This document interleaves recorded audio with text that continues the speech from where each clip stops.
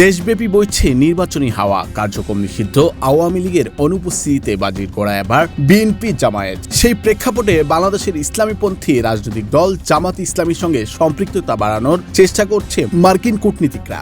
এ নিয়ে বিশ্লেষকদের মাঝে বইছে চাপা উত্তেজনা। বিশিষ্ট কবি ও চিন্তক ফরাদ মাজার বলছেন, জামাত ইসলামের সঙ্গে যুক্তরাষ্ট্রের নীতিগত যোগাযোগ বাংলাদেশের জন্য একটি গভীর উদ্বেগের বার্তা বহন করে। ওই রাজনীতির জনগণ আর দেখতে চায়, ওই রাজনীতির একটা পরিবর্তন চায়। সম্প্রতি ফাঁস হওয়া এক অডিও রেকর্ডিং এর বরাত দিয়ে বিশেষ এক প্রতিবেদনে এমনটাই জানিয়েছেন প্রভাবশালী মার্কিন গণমাধ্যম ওয়াশিংটন পোস্ট। প্রতিবেদনে বলা হয়, 1 ডিসেম্বর বাংলাদেশের নারী সাংবাদিকদের সঙ্গে এক রুদ্ধদ্বার বৈঠকে ঢাকায় নিযুক্ত এক মার্কিন কূটনীতিক বলেন, আমরা চাই তারা আমাদের বন্ধু হোক। এই প্রতিবেদন প্রকাশের পর স্বাভাবিকভাবে কৌতূহলের সৃষ্টি হয়েছে। হঠাৎ কেন জামাতে ইসলামের মতো একটি ইসলামপন্থী রাজনৈতিক দলের সঙ্গে বন্ধুত্ব ও সম্পৃক্ততা বাড়াতে চাইছে যুক্তরাষ্ট্র?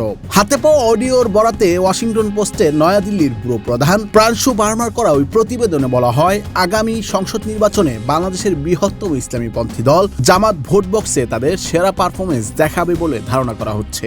দলটির সঙ্গে যোগাযোগ বাড়াতে মার্কিন কূটনীতিকদের আগ্রহের পেছনে এটি অন্যতম কারণ। প্রতিবেদনে আরো বলা হয়, বাংলাদেশের রাজনীতি ও জনমতের ধারা আগের তুলনায় ইসলামপন্থী ধারার দিকে ঝুঁকছে।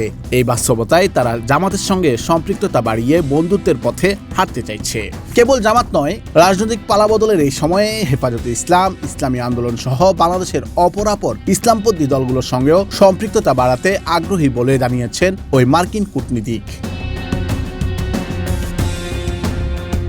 বিশ্লেষকদের অভিমত, বাংলাদেশের মূলধারার প্রধান রাজনৈতিক দলগুলোর সঙ্গে বরাবরই সম্পৃক্ত মার্কিন কূটনীতিকরা খুব স্বাভাবিকভাবেই গণ অভ্যুত্থান পরবর্তী সময়ে জামাতের মতো দলগুলো যখন মূলধারায় প্রভাবশালী হয়ে উঠছে, তাদের সঙ্গে সম্পৃক্ততা বাড়াতে চাইবে তারা।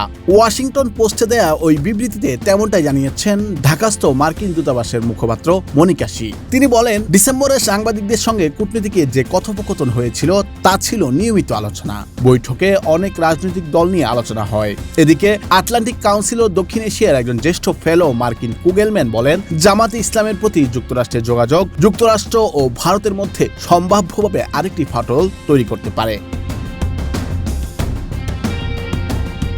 নুল আফসার, বৈশাখী সংবাদ।